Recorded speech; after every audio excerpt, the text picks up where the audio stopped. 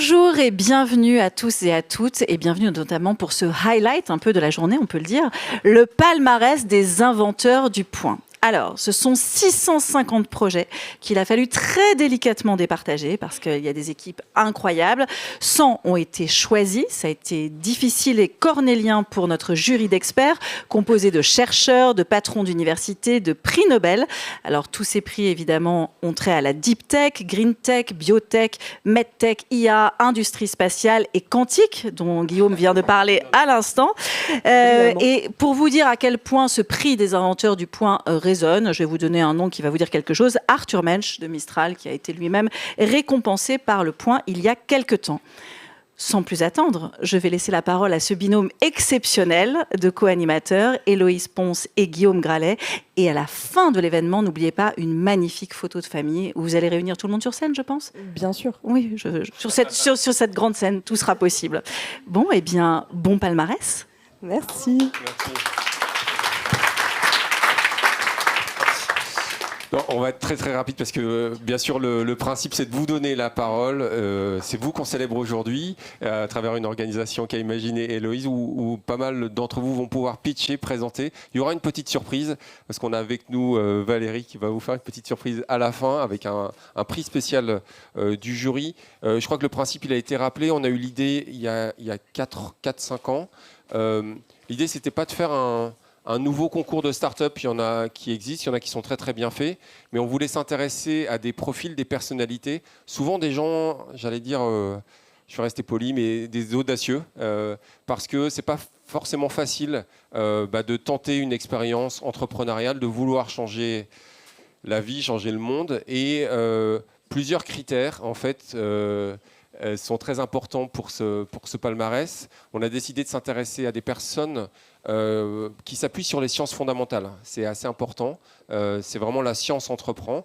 Donc, vous ne verrez pas ici des personnes qui ont créé une application en une demi-journée ou une journée, mais des personnes qui ont souvent un bon bagage scientifique, qui croient dans les sciences ou qui se sont remis assez tard sur les sciences pour changer le monde dans des domaines extrêmement différents, les green tech, les biotech, les medtech. J'en profite pour remercier très rapidement toute la rédaction du Point qui nous a aidés, en plus du jury qu'on remercie extrêmement chaleureusement parce que certains ont passé des heures et des heures à éplucher tous les dossiers. Il y avait pas moins de 650 dossiers dans le fichier qu'envoyait Héloïse à tous les membres du jury. Très rapidement, Olivier Hertel, Caroline Tourbe, Gwendoline Dos Santos, Chloé Durand-Parenti, Guéric Poncé, toute la rédaction du Point a participé à cette rédaction. Effectivement, ce qu'on met en valeur aujourd'hui dans ce numéro du Point exceptionnel, c'est des parcours, donc des Françaises et des Français qui s'appuient sur les sciences fondamentales pour changer la vie. Alors, je vais aller... on a la chance d'avoir avec nous aujourd'hui plusieurs membres du jury, donc on va leur donner la parole tout de suite. On va commencer par vous, Sylvie Retailleau, donc ex-ministre de la Recherche et ex-présidente aussi de l'Université Paris-Saclay. Sylvie, si vous avez une petite seconde. Voilà. Merci. Merci Guillaume, merci Lise. Vraiment très heureuse d'être là. Alors 2 mots. D'abord, moi j'étais très contente, c'est pas la première fois, mais de participer à ce jury. Quand on voit les projets, quand on voit la liste de noms de projets, les 650, d'abord on se dit waouh, comment on va faire et puis après c'est le waouh, c'est top, vraiment on est ébloui. Et moi, j'en connais certains dans ces listes. J'ai reconnu évidemment parce que c'est effectivement des chercheurs et des chercheuses qui vont du fondamental et dans toutes sortes de disciplines. Et j'ai eu la chance, l'opportunité d'en rencontrer beaucoup dans mes différentes fonctions, que ce soit à l'université Paris-Saclay, dans d'autres universités au niveau du ministère, que ce soit des gens de l'académique ou d'autres, parce qu'il y a aussi beaucoup de hors académiques qui ont participé. Et à chaque fois, ce que je voudrais dire, c'est que ce sont tous des gens absolument passionnés. Des gens qui, quand ils tiennent quelque chose, vont au bout de leur projet, creusent à fond et ont envie à la fois de découvrir sur le long terme, parce que de comprendre le monde, c'est absolument nécessaire avant de pouvoir le construire. Donc il y a d'abord la base, et ça c'est quelque chose qui est vraiment du lieu de la recherche en tout terme, et puis ensuite qui ont envie finalement d'apporter quelque chose, des solutions, d'apporter quelque chose en particulier aux défis d'aujourd'hui, et d'utiliser tout le temps qu'ils ont passé sur cette recherche à mieux comprendre, à faire avancer les connaissances pour ensuite passer à quelque chose de plus utile où on a aussi cette responsabilité de pouvoir apporter et transformer cette connaissance finalement en un objet, en une compétence, etc. Et donc je suis très fière et je voudrais vous dire bravo à tous, et si on peut dire bravo même aux 650, aux 100 et aux lauréats, et félicitations parce que grâce à vous, on avance encore d'un très grand pas. Et merci beaucoup au point. Merci. Merci beaucoup Sylvie. C'est super.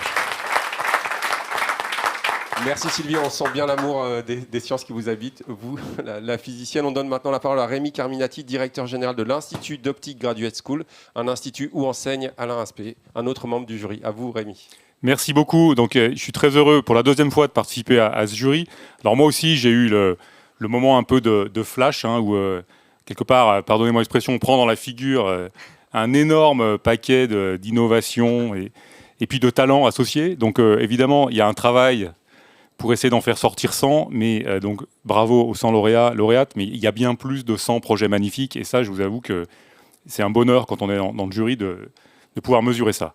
Ce que je voudrais dire, c'est que derrière tout ça, c'est tous ces projets, il y a beaucoup de rencontres. C'est quand même souvent des rencontres entre des gens, des chercheuses, des chercheurs, des créateurs, et puis aussi des étudiants, des étudiantes, et que c'est ce que les campus, comme celui sur lequel on est, essaient de favoriser. Donc moi, je crois beaucoup à ça. Je crois beaucoup à tous ces concepts. Moi, j'appelle ça l'hybridation. C'est-à-dire que c'est ce qu'on fait dans mon institut, mais je crois que c'est ce qu'on fait plus largement sur ce campus, c'est qu'on mélange des entrepreneurs, des chercheurs, des entreprises avec des équipes, et bien sûr des étudiantes et des étudiants. Moi, j'entends souvent des créateurs, créatrices d'entreprises, au bout de quelques années, nous dire que ce qui les bloque le plus, c'est pas la techno, mais c'est vraiment les ressources humaines. Donc le fait qu'il y ait la formation aussi au croisement de tout ça, je crois que c'est fondamental et que c'est ce qui fait les belles histoires. Voilà, donc merci beaucoup, et c'est très important qu'on puisse célébrer tout ça ensemble. Merci beaucoup Rémi. Merci Rémi. Alors Camille Galap vous présente ses excuses, il aurait adoré être avec nous, il est souffrant. Mais l'université Paris-Saclay est représentée, et Xavier Apollinarski, donc, qui prendra ses fonctions de vice-président innovation à l'université à partir de la mi-mars, est avec nous. Bonsoir, écoutez, merci à tous les lauréats d'être souvent présents. C'est vrai que le fichier, il était gigantesque, mais M. Galap a vraiment pris plaisir, tout le monde l'a dit, quand on a le fichier devant, c'est presque physique, on a envie de toucher les projets qui sont illustrés.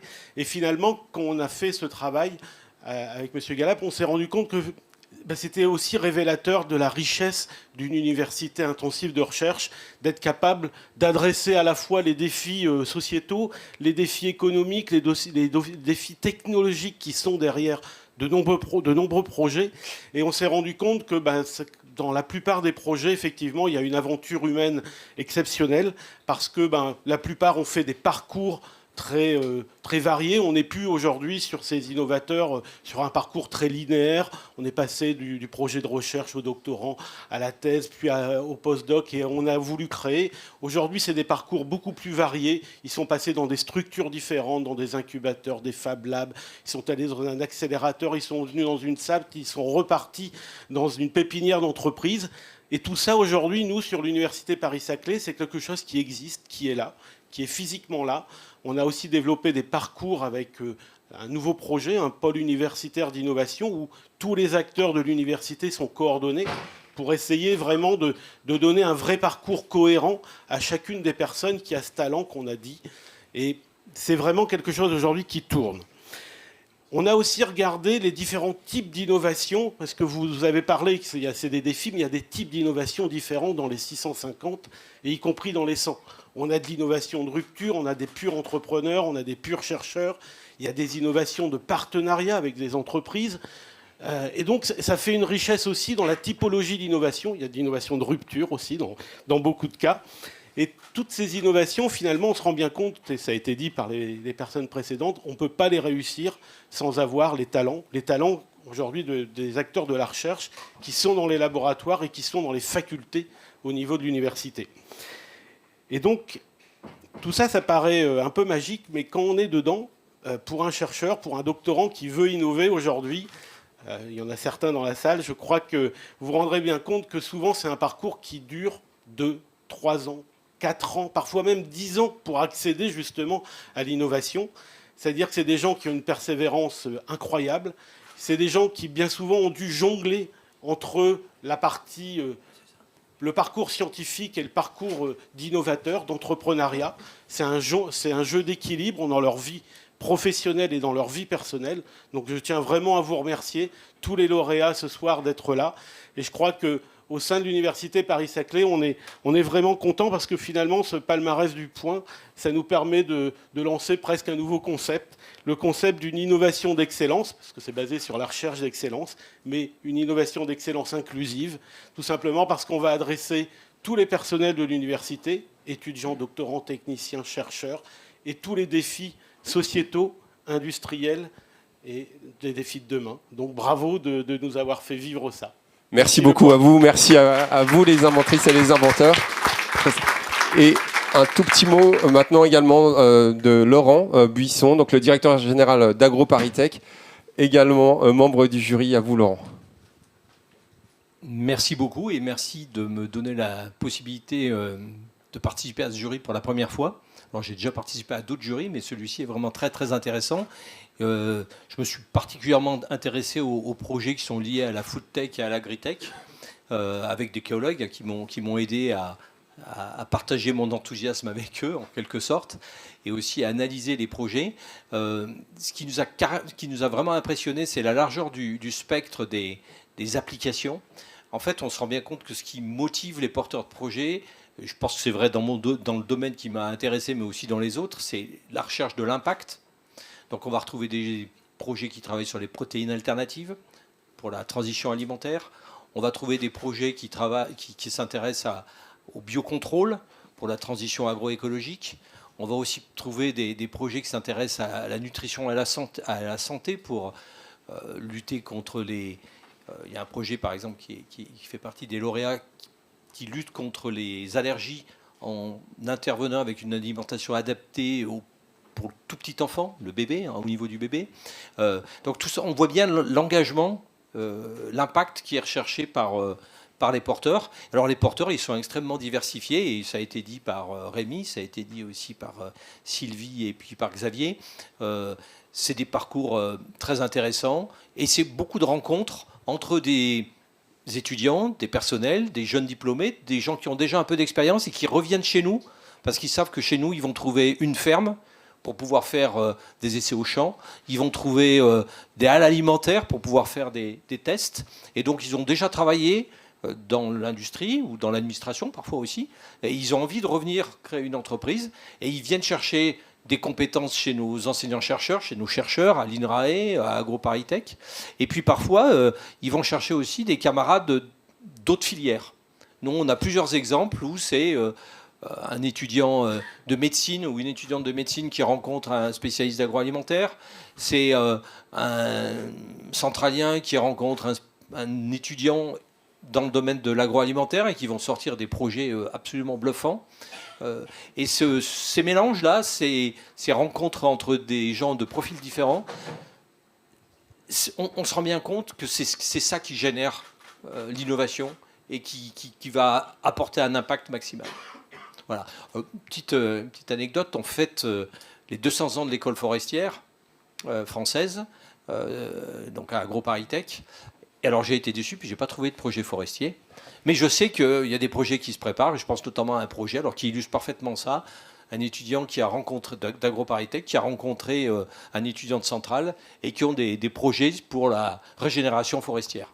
Voilà, donc j'espère que l'année prochaine, ce projet, il sera peut-être parmi les lauréats. Merci beaucoup. En tout cas, on va prendre le nom précieusement et puis on va le soumettre au jury de l'année prochaine. Alors justement, ces audacieuses, merci beaucoup Laurent, et ces audacieux on va leur rendre hommage. À toi, Denis. Oui. Bon, le but, c'est quand même de faire parler nos lauréats, nos innovateurs. Donc, on a proposé à certains d'entre eux de venir pitcher sur scène. Ils vont avoir la dure mission de résumer en 1 à 2 minutes ce qui anime à peu près toute leur journée et toute leur nuit. Je crois qu'on va commencer par Simon Morin, qui fait partie de l'équipe cofondatrice de d'Ether, qui est lauréat en Green Tech. Merci beaucoup, on peut l'applaudir.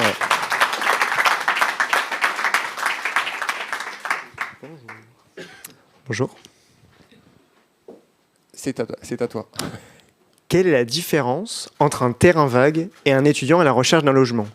Eh bien, c'est quand le premier est laissé à l'abandon que le deuxième se sent abandonné. L'équation est pourtant simple. Il suffirait de récupérer ces terrains, laissés un peu en pâture, et d'y construire des logements.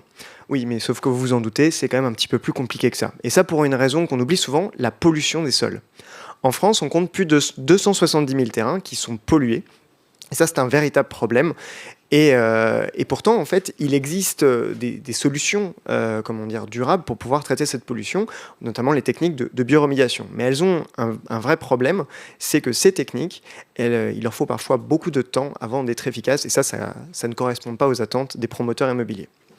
Et donc nous, on a trouvé une parade à ça, c'est les enzymes. Alors les enzymes, c'est une famille de protéines assez variées qui ont notamment la capacité de catalyser, c'est-à-dire d'accélérer les réactions chimiques.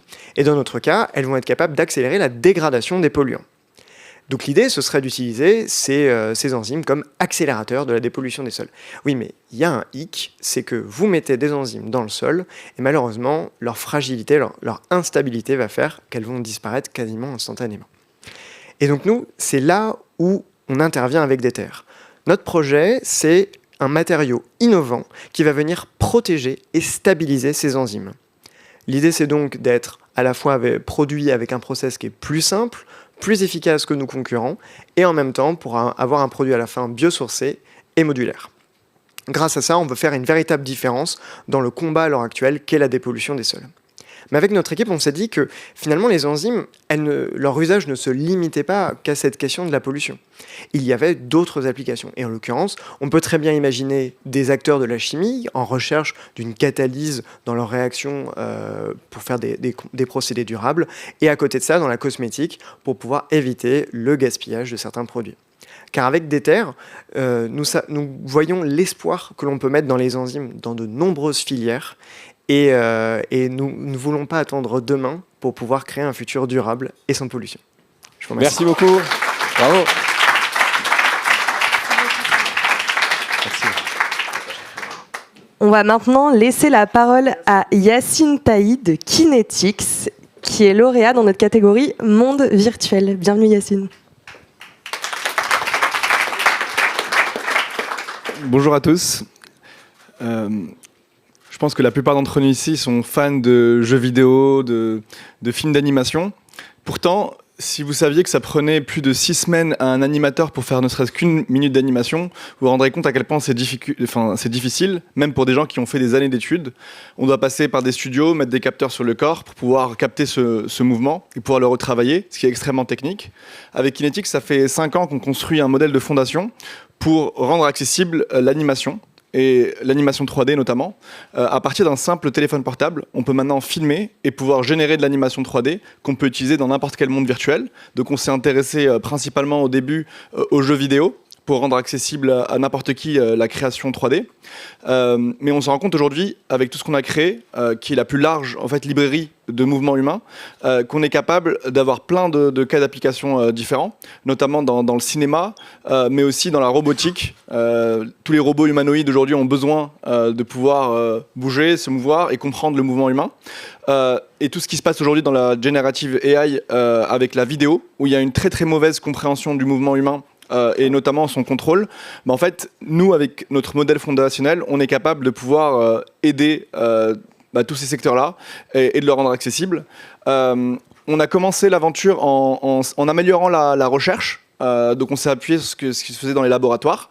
Donc on a aujourd'hui plus de 20 personnes dans l'équipe de recherche et d'ingénierie. Je pense que la plupart sont issus des écoles de Paris-Saclay. Et aujourd'hui on a fait un peu une démarche on va dire, on s'est attaqué à ce que faisait l'académique, on a repris de zéro, on a construit notre propre modèle, nos propres données. Et donc, voilà, si vous souhaitez tester d'ailleurs, vous pouvez aller sur notre site, vous pouvez vous filmer, générer vos animations 3D. En termes de business, on commence à atteindre la maturité suffisante pour pouvoir déployer des partenariats stratégiques avec des gros acteurs. Donc aujourd'hui, on a des contrats avec Adobe, avec Unity, avec des gros noms pour distribuer notre cœur techno. Et on est ravis de dire qu'on est une des meilleures technologies au monde pour tout ce qui est génération d'animation autour des mouvements humains. Voilà. Merci beaucoup. Super. Je vais demander à Anna Pugache de Touch Sensity de venir nous rejoindre. Elle est lauréate de la catégorie Industrie.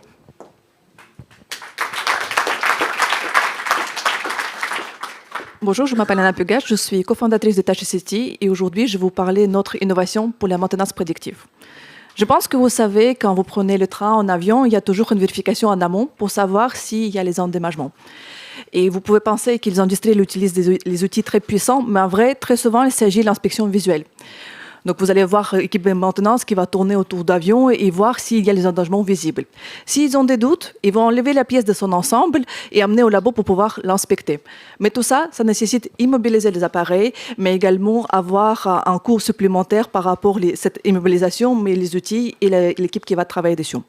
Donc, notre innovation, il se base sur une nouvelle technologie qui est capable, en temps réel, à la distance et avec la technologie dite sans capteur, détecter tous les endommagements qui a subi une structure. On est capable de localiser, cartographier et savoir également l'intensité de ces endommagements pour pouvoir prendre une décision assez rapidement et assurer la sécurité de tous les appareils. Donc aujourd'hui, cette technologie est applicable avec les domaines de mobilité, donc aéronautique, ferroviaire, automobile. On a à peu près les 25 différents clients à travers du monde. Et donc aujourd'hui, si vous souhaitez connaître si votre matériel est endommagé et assurer la sécurité, donc n'hésitez pas à nous contacter.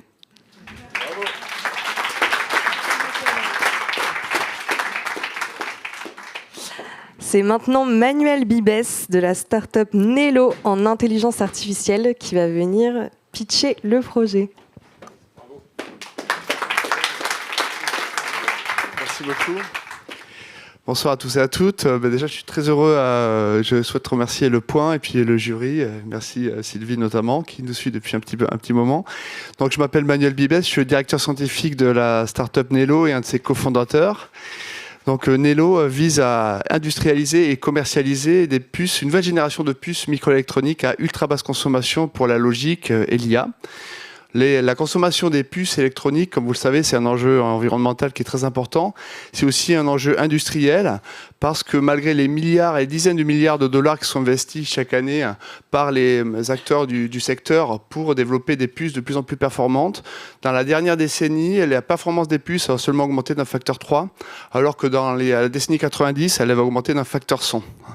Donc ça, c'est un problème vraiment important pour les industriels et c'est un enjeu qui est aussi majeur avec le développement des nouveaux modèles d'IA qui ont une consommation d'énergie très importante, comme on en entend beaucoup parler en ce moment. Et donc Nelo, c'est une spin-off du CEA, issue de deux laboratoires d'excellence, le laboratoire d'Albert Fert, dont je suis issu, qui est ici à Paris-Saclay, et le laboratoire Spintech à Grenoble. Donc notre technologie que nous avons développée, elle consiste à développer des architectures de calcul basées sur des puces, des composants qui sont non volatiles. Et donc l'idée, c'est un peu de construire des portes logiques, un peu comme avec des transistors, mais avec un avantage qu'on va pouvoir conserver l'information même lorsque l'alimentation est supprimée. Et donc notre technologie est protégée par une dizaine de brevets et elle a le potentiel de réduire d'un facteur 100 voire 1000 la consommation d'énergie des puces. Voilà, donc on est soutenu par un comité stratégique au sein duquel ont accepté de siéger notamment Albert Fert, qui est prix Nobel de physique 2007, et deux exécutifs de très haut niveau issus de Meta et de Intel. Et on est tout jeune, on a été créé il y a juste quelques mois, mais on est très content parce qu'on a réussi à récupérer des fonds européens, des subventions européennes avec un projet UIC Transition. Et on est actuellement en train de chercher notre levée de fonds d'amorçage autour de 10 millions. Donc voilà, si vous êtes intéressé, on peut discuter après la session aujourd'hui. Et notre but, c'est de devenir un champion français et européen dans l'industrie du semi-conducteur et un leader de ce secteur dans une dizaine d'années. Enfin, je vous remercie. Bravo. Bravo.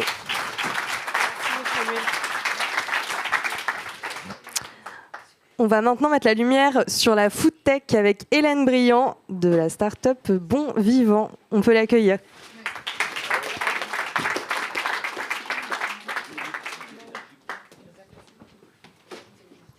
Merci. Bonsoir à tous. Donc, merci au Point et au jury aussi pour la sélection du projet. Donc, enchantée. Donc, Hélène Briand, cofondatrice de la société Bon Vivant, ingénieure en agriculture. Et donc, j'ai monté Bon Vivant il y a à peu près 3 ans. Donc, Bon Vivant, c'est né d'un constat qui est assez alarmant, mais je ne veux pas vous déprimer ce soir. On est 10 milliards de personnes en 2050. Pour nourrir tout le monde, il va falloir déforester l'équivalent de 3 fois l'Amazonie. En parallèle de ça, l'industrie laitière, ça représente 2% des émissions de gaz à effet de serre en global. C'est plus que l'aviation. On aime tous nos produits laitiers et on veut les préserver. L'excellente nouvelle, c'est qu'il y a des solutions. Déjà, il y a l'agriculture. Elle a fait d'énormes progrès et j'en ai contribué une partie en tant que nutritionniste pour animaux. Mais il y a aussi d'autres technologies telles que la fermentation et qui a été éprouvée. La fermentation et l'agriculture peuvent cohabiter, c'est complémentaire. Et la fermentation, c'est quoi ? Finalement, c'est l'utilisation d'un micro-organisme que vous connaissez, levure, bière, champignon, qui a la forte capacité de convertir du sucre en protéines. Et ça a été exploité par l'industrie pharmaceutique pendant de nombreuses années pour produire l'insuline, ce qui a sauvé de nombreux diabétiques. Aujourd'hui, on a la chance d'avoir accès à cette technologie dans l'alimentaire. C'est déjà utilisé pour produire des vitamines, des minéraux, de la vanille que vous connaissez dans vos yaourts, mais aussi on est capable, Bon Vivant, de produire des protéines de lait identiques à celles produites par la vache. Donc ces protéines de lait, c'est celles que vous connaissez. C'est la protéine de lactosérum, connue des sportifs, très nutritive, essentielle à la vie du plus jeune âge jusque plus tard, pour renforcer et maintenir les muscles. Et donc, nous, on a développé et breveté une technologie pour reproduire vraiment à l'identique cette protéine de lait sans avoir besoin de faire un compromis entre nutrition, goût, texture et environnement. Et on l'a prouvé. D'un point de vue environnemental, notre protéine de lait consomme moins 70% d'émissions, moins 80% d'eau et moins 99% de terre arable, évidemment, puisqu'on est dans des tanks de fermentation. Donc la technologie, c'est pas une solution que pour changer son quotidien, mais c'est aussi pour le préserver. Préserver notre alimentation, préserver notre agriculture, notre terroir, et donc offrir aux consommateurs une opportunité pour continuer à consommer les produits laitiers qu'on aime. Voilà. Bravo.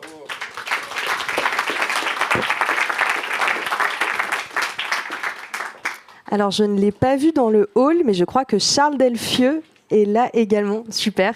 Donc, Charles est le fondateur de Constellation Technologies et Opérations. Il est lauréat dans notre catégorie aéronautique et spatiale. On peut l'accueillir aussi.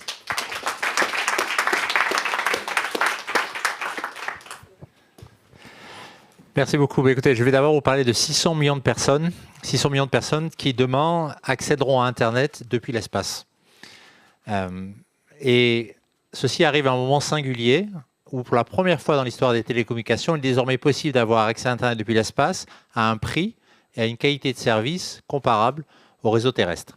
Et notre start-up, elle développe la première constellation de satellites de télécommunications, la première infrastructure spatiale partagée pour permettre aux opérateurs de télécommunications du monde entier de fournir à leurs clients un accès à Internet depuis l'espace, comme ils le font aujourd'hui à travers les réseaux terrestres de télécommunications. Alors vous en doutez, fournir un accès à Internet qui soit performant, qui soit durable, qui soit abordable, n'est pas sans soulever de nombreux challenges. Et pour les réseaux, ces challenges, on va s'appuyer sur la science, on va s'appuyer sur l'innovation technologique, par exemple en déployant notre constellation à très basse orbite, en utilisant une stratégie de spectre de radiofréquence absolument unique. Alors notre start-up a levé à date près de 10 millions d'euros et nous déployons dans l'espace dans 4 mois notre premier satellite pour tester notre solution de connectivité, qui sera bien sûr le précurseur du déploiement complet de la constellation durant la deuxième partie de cette décennie, contribuant ainsi à la promesse d'une connectivité, d'un accès à Internet universel. Merci beaucoup pour votre attention.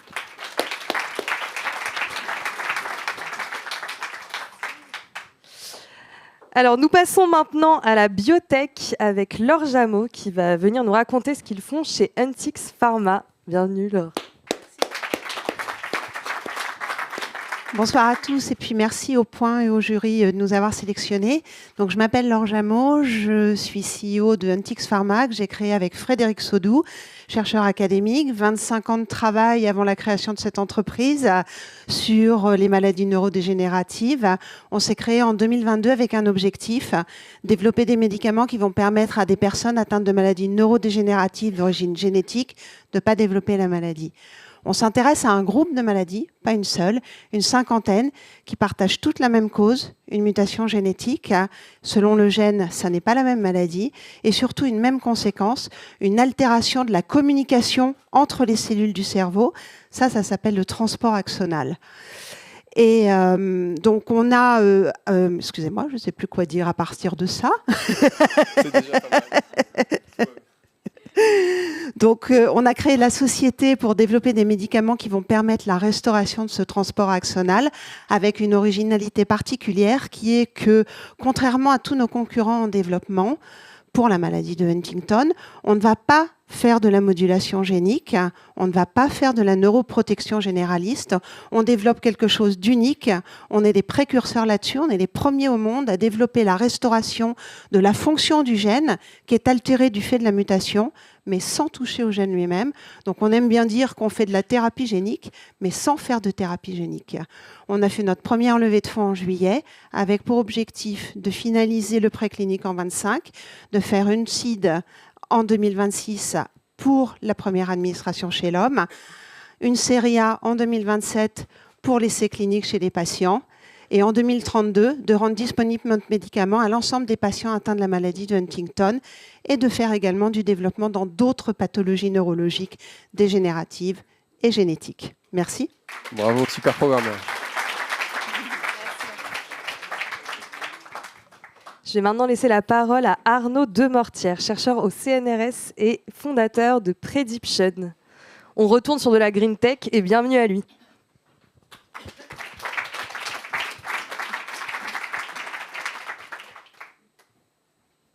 Merci à tous, merci au jury et merci à Le Point de m'avoir donné cette opportunité. Alors, est-ce que vous savez combien il y a de batteries ici dans cette pièce? Vous en avez tous dans la poche avec votre portable. Vous avez certainement aussi un ordinateur. Vous avez peut-être des montres connectées. Donc tout ça, si on fait un total, on arrive peut-être à 200 batteries à peu près dans cette pièce. Ce qui représente, si on fait un calcul un peu rapide, de 1 kWh à peu près d'énergie ici. Donc ça ne représente pas grand-chose. Mais si on compare à ce qu'on va avoir dans la décennie suivante, c'est-à-dire que chacun de vous va avoir une voiture électrique, donc ça représente juste une multiplication par 100. Donc on voit que la batterie en fait va prendre une place considérable dans les bâtiments également, parce qu'on va avoir un développement sur les énergies durables, que ce soit solaire ou éolien, mais aussi dans ce qu'on appelle l'Internet des objets, avec une optimisation des flux, une optimisation de l'éclairage dans nos rues, etc. Donc la batterie va être dans tous en fait, les secteurs de notre vie. Et ça va avoir forcément un impact en fait, énorme au niveau écologique et au niveau de la gestion des minéraux, de la gestion de la sécurité, de la gestion de l'optimisation de la consommation. Et c'est pour ça que notre recherche au CNRS, on s'est focalisé sur les aspects de dégradation, d'évolution au cours de la vie de la batterie. Et on a eu l'idée de monter cette start-up concentrée en fait, sur les réseaux de neurones.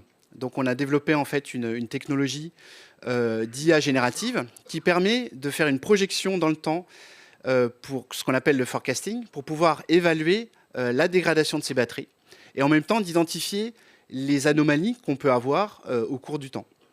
Et donc ça, en regardant un petit peu l'évolution de cette technologie, on a comparé aux techniques actuelles et on a un gain entre 20 et 30% en termes de projection, ça sur 3 et 5 ans. Donc on a un potentiel ici avec notre technologie d'IA générative de pouvoir anticiper tous les défauts des batteries et de pouvoir impacter en fait les aspects de développement de cette technologie. Donc c'est quelque chose qu'on développe chez Prediption. Donc c'est la société qu'on montre à l'heure actuelle, donc qui est la prédiction sur la maintenance basée sur le développement d'algorithmes de deep learning. Donc ce développement, il est à la fois sur la gestion d'un parc de voitures. Donc ça, c'est les premières discussions qu'on a eues avec des premiers clients. Donc c'est de développer une interface SaaS qui permet de gérer un très grand nombre de voitures, en même temps de développer une approche statistique sur l'ensemble des dégradations des batteries sur ce parc-là. Et ensuite, on entend prendre cette solution d'algorithme pour pouvoir l'intégrer directement dans la carte de contrôle des batteries. Donc ça, il s'agit d'une carte BMS, donc Battery Management System, et de pouvoir intégrer des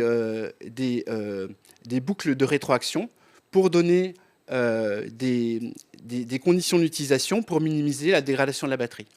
Donc on entend par cette stratégie-là avoir un gain de 20 à 30% du temps d'utilisation de la batterie, ce qui pourra avoir un impact énorme en fait, du point de vue écologique et du point de vue économique.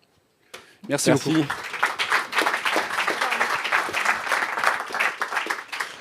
Alors, un peu en dernière minute, mais on va appeler Gaël Varocco, qui est tout le temps prêt à pitcher Probable. Bonjour, et merci à tout le monde, et bien entendu au point.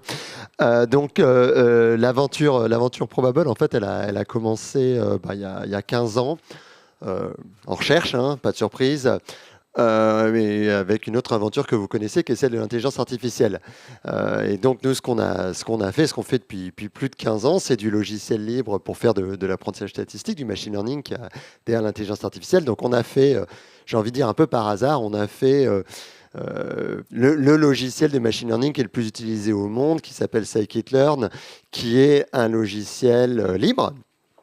Et voilà, et donc c'est fantastique et plein de gens font des choses avec. Et puis on pourrait s'arrêter là, mais en fait, si on regarde maintenant, beaucoup d'années plus tard, donc c'est extrêmement utilisé. Et puis ce qu'on voit, c'est qu'une bonne partie, peut-être 75%, dit souvent, des projets d'intelligence artificielle ou de sciences des données en entreprise échouent, c'est-à-dire qu'ils n'arrivent pas en production, ils n'arrivent pas à avoir un impact économique. Et la raison, c'est que en fait, c'est des projets de type R&D, et comme vous le savez tous, la recherche, c'est dur, c'est des découvertes, c'est des échecs, on se rend compte qu'on a mal posé la question. Et donc, ça nous a amené à créer Probable, qui va fournir une solution, enfin qui a commencé à fournir une solution, qui fait le dernier kilomètre entre ces outils Scikit-learn, même d'autres outils, pour mieux s'insérer dans une logique d'entreprise ou dans une logique de travail en commun. Donc en aidant à la fois le data scientist, mais une équipe entière à mieux répondre à des problèmes appliqués. Voilà, merci. Bravo.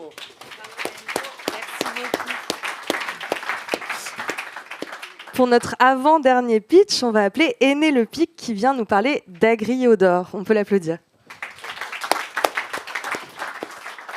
Bonjour, je suis Aîné Le Pic, la fondatrice d'Agriodor. Et Agriodor, c'est une société qui est basée à Rennes, mais qui est née ici il y a 6 ans sur le plateau de Saclay. Et qu'est-ce qu'on fait? C'est que on regarde, on imite les plantes. Parce que dans la nature, il y a des plantes que certains insectes n'aiment pas du tout. Et les insectes, ils utilisent olfaction, odorat, et en fait, ils n'aiment pas l'odeur de ces plantes. Et chez Agriodor, c'est qu'on fait qu'on prend l'odeur de plantes, on les formule et on les ramène au champ. Et bien concrètement, l'exemple le plus récent, c'est betterave sucrière, interdiction des néonicotinoïdes, le programme PNRI qui est lancé pour trouver des alternatives. Et Agriodor a participé à ce programme. Et en 3 ans, en collaboration avec INRA, parce que Agriodor est issu aussi de recherche d'INRA, d'ici INRA de Versailles, On a mis au point des odeurs qu'on a su mettre dans des granules qu'on peut pendre dans les champs au nord de France en mettant parfumer des champs contre les pucerons verts. Donc, on ramène romarin dans les champs du nord. Agréodor, c'est un laboratoire maintenant à Rennes. On est 35 personnes et je suis vraiment heureuse. J'ai participé pendant 2 jours ici en écoutant les conférences et tout, et je vois vraiment qu'on est même d'innovation. Parce que chez Agréodor, on a des scientifiques qui font de chimie analytique, on a des entomologistes, on a des neurophysiologistes, et normalement en académie, ces gens-là, ils travaillent en silo. Mais chez Agréodor, comme on travaille dans l'innovation, il faut qu'on travaille ensemble. Et c'est des scientifiques très passionnés qui veulent avoir du sens dans leur travail. Et vraiment, ils sont tous très heureux. Ils ont souvent Bac+8, Bac+12 et compagnie, d'avoir du sens finalement pour leur recherche, que ça sert à quelque chose. Donc, on a fait cette innovation, on a arrivé à trouver des solutions alternatives aux néonicotinoïdes. Maintenant, à l'étape suivante, on est en levée de fonds parce que l'innovation, vous savez tous, ça coûte cher et on est au marché agricole. Et agricole, c'est le pire marché à où être parce que ils n'ont pas d'argent. Donc là, on fait la levée de fonds pour craquer, on dit en start-up, les COX. Donc, ils aiment tous ces... En fait, c'est les coûts de matières premières. Là, l'innovation, on doit travailler maintenant dur pour craquer les COX, les coûts de matières premières, pour amener ces innovations aux agriculteurs, pour qu'ils puissent les payer et que ça puisse avoir une vraie efficacité au champ. Et voilà. Donc, merci beaucoup et je suis vraiment heureuse d'être ici. Oui, et pour le dernier pitch, on appelle Fanny Jolin, donc présidente d'Oracle Oncologie, qui va nous parler de MedTech. Bonjour, merci. Merci au jury. Ça marche ? Ouais. Je crois. Je suis ravie d'être là. Donc oui, je suis Fanny Jolin. En fait, j'ai une carrière principalement académique. Je dirige un laboratoire à Gustave Roussy depuis 10 ans. Et j'ai cofondé Oracle Oncologie, qui est une spin-off de l'Institut avec Diane-Laure et Gustave. Pourquoi se lancer dans une start-up en oncologie ? Je ne veux pas non plus assombrir la soirée et la bonne ambiance, mais le cancer, ça va être bientôt 30 millions de nouveaux patients par an. Avec une maladie extrêmement hétérogène, un arsenal thérapeutique est sous-dimensionné. On a aujourd'hui 200 molécules pour combattre ce cancer. Ce n'est pas du tout à la taille de l'enjeu. Et un prix de ces médicaments qui ne fait qu'augmenter, avec aujourd'hui en moyenne 100 000 € par patient par an. En fait, on sait qu'avec l'augmentation de l'incidence, il n'y a aucun système de santé public et privé qui pourra subvenir aux besoins et donc à l'équité de l'accès aux soins. Donc en fait, on s'est lancé dans Oracle Oncologie parce qu'on a une technologie qui va nous permettre de changer la donne.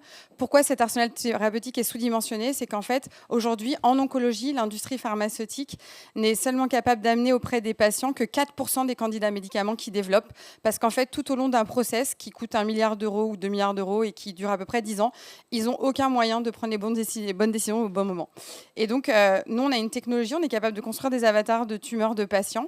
Et avec cette technologie, basée sur les prédictions chiffrées qu'on a aujourd'hui, on pense être capable de mettre 4 fois plus de médicaments auprès des patients, donc au service des médecins pour mieux soigner les patients, à un coût qui devrait être réduit de 2 fois.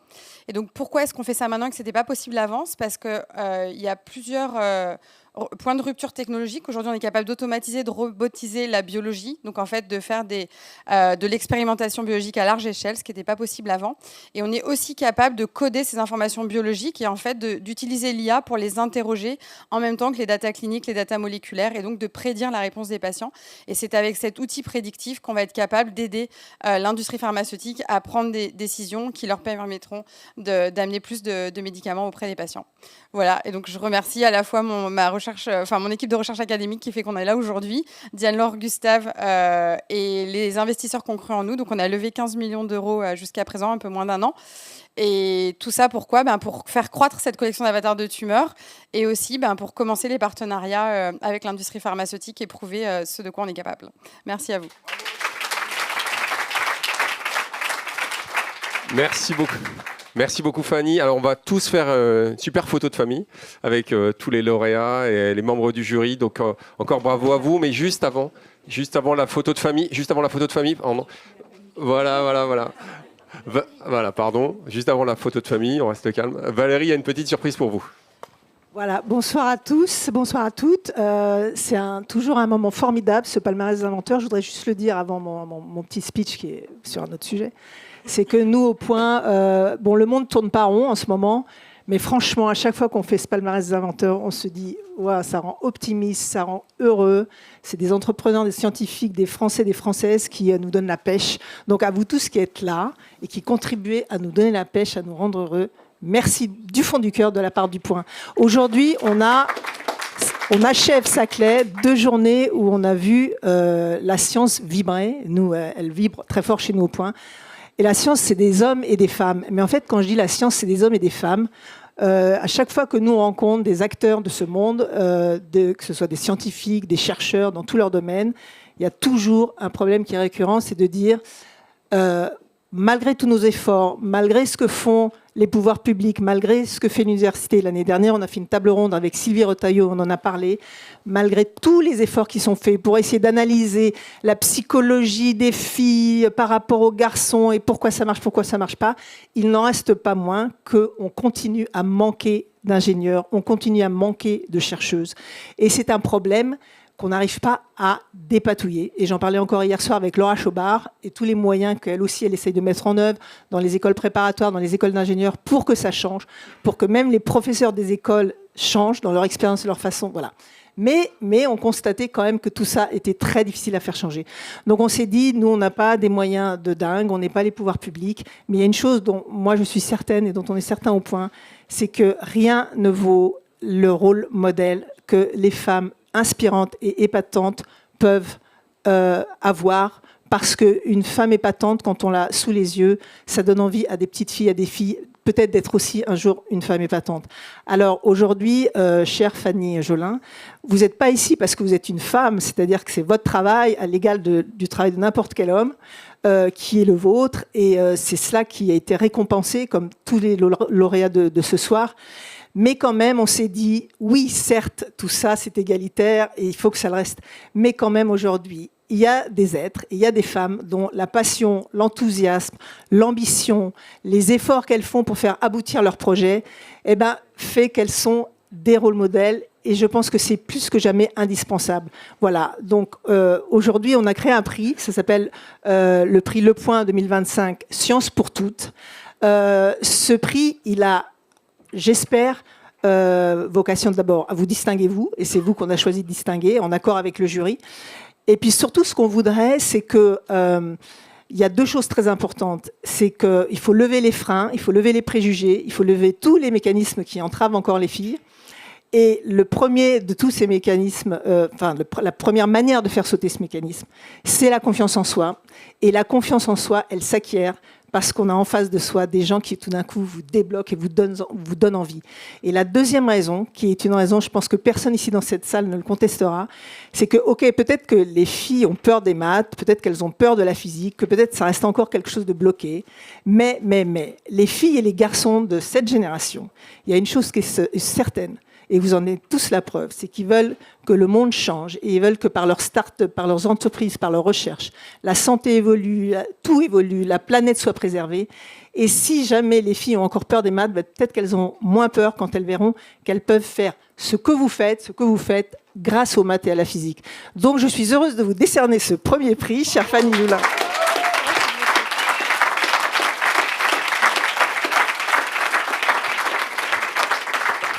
Et alors, vous gagnez une formidable couverture du Point, avec voilà, super. Et puis,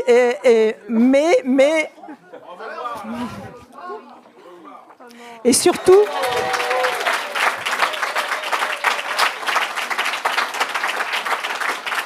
il y a quand même une petite contrepartie, c'est que vous allez être réquisitionné pendant 1 heure face à la rédaction du Point, qui va vous filmer et vous allez expliquer avec vos mots à vous, avec votre expérience, avec votre parcours, comment vous y êtes arrivé, ce que c'est votre vie, comment vous travaillez. Et on espère que tout ça, que nous évidemment on va diffuser sur notre site, sur les réseaux sociaux, on va faire des pastilles, on va faire résonner, vibrer tout ça. Mais on espère que ça convaincra peut-être des filles, quelques dizaines de filles supplémentaires qui auront la vocation, grâce à vous et d'ailleurs aussi grâce à vous tous, que je félicite. Voilà, merci beaucoup.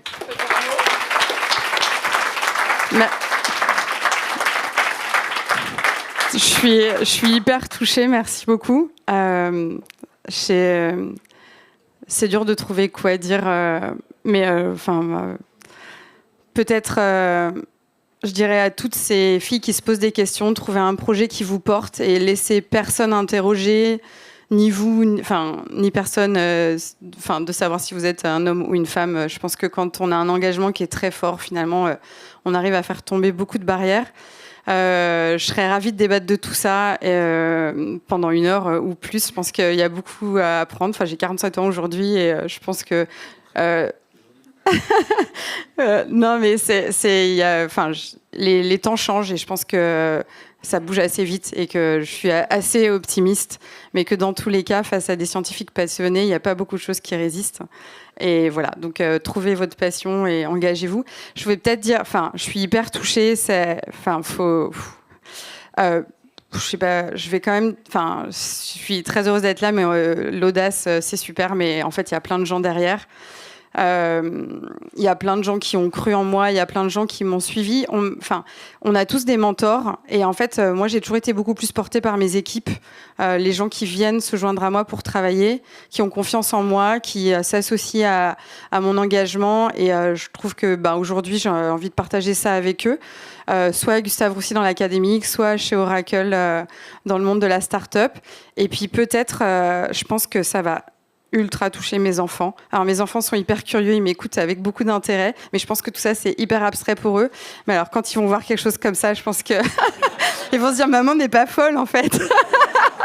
Elle doit faire un truc utile. Merci à tous en tout cas.